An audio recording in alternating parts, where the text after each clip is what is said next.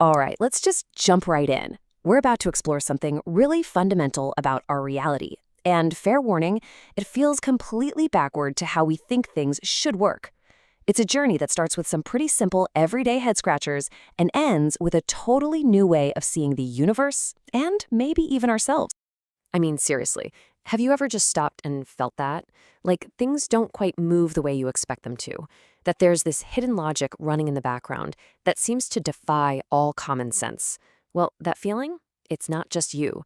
It's actually a clue, and it's pointing to something incredibly profound. And it's not just a vague feeling, you can see it in action. Think about a spiral. It opens one way and closes the other, depending on your perspective. Or a pendulum. If you start it swinging in a straight line, it'll eventually start making a circle. And if you start it in a circle, it'll collapse into a straight line. It's kind of weird, right? They're perfect opposites. These aren't just quirks, they're evidence. You know, our brains are basically wired to think in straight lines. It makes sense from an evolutionary standpoint. You throw a rock, it flies forward. You push something, it moves away.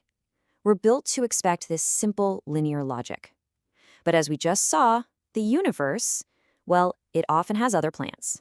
Okay, so this slide just lays it all out, the huge gap between how we think the world works and how it actually works. On the left, you've got our intuitive old map, straight causes, straight effects, simple. But on the right, you've got the new map, reality. And here, progress in one direction actually requires motion in another.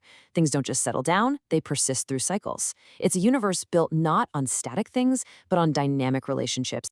So the big rule for this new map is a principle called coherence. And the idea is actually pretty simple. The universe doesn't really care about what's easiest or simplest. It cares about what lasts.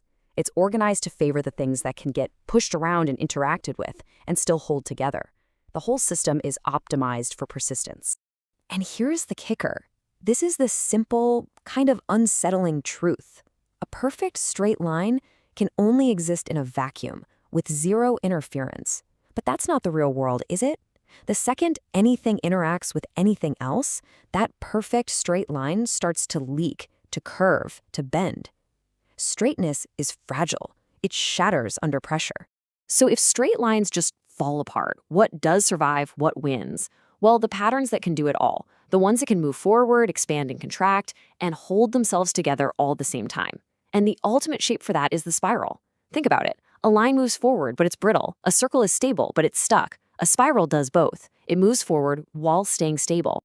And once you see this, you see it everywhere. This isn't just some abstract theory. It's literally the architectural blueprint of our cosmos. From the massive scale of galaxies and hurricanes, all the way down to the DNA double helix inside your own cells. And water going down a drain. These shapes aren't accidents. They're the universe's elegant solution for how to last. It's the geometry of endurance. This brings us to waves. We tend to think of waves as these mysterious, almost ghostly things, right? But they're not.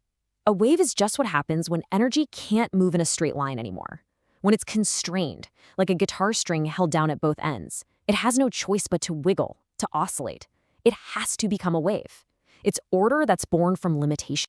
Now, this is where things get really mind-bending. A spiral is basically what a wave looks like if you could just lay it out in space.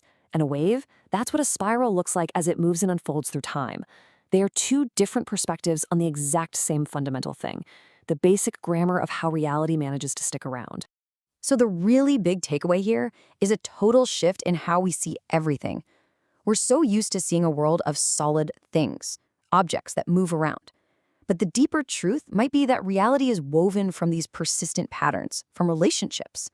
And what we call objects are just the most stable patterns that have managed to hold together over time.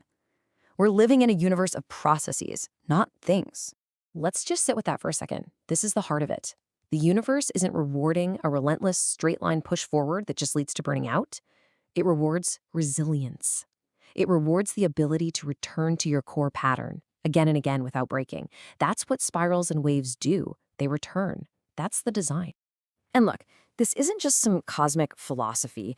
It's actually a pretty practical guide for living.